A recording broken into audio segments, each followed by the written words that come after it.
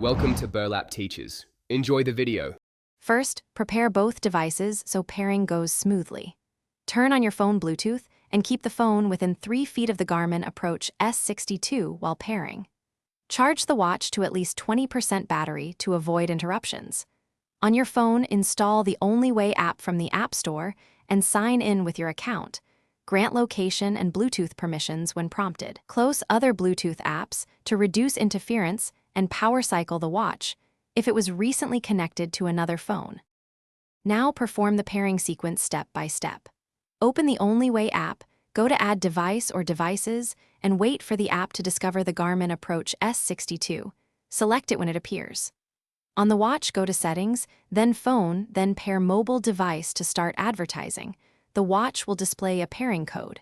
Approve the same numeric code on the phone and on the watch when prompted to complete Bluetooth bonding. Follow any on-screen prompts to allow notifications and data sync between devices.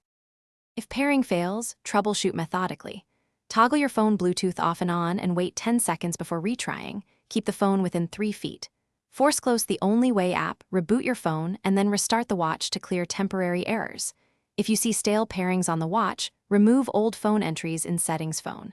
As a last resort, back up watch settings and perform a factory reset to remove lingering pairings, then repeat the pairing steps.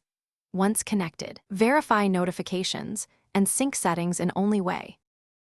Thanks for watching. Consider subscribing if this video helped you.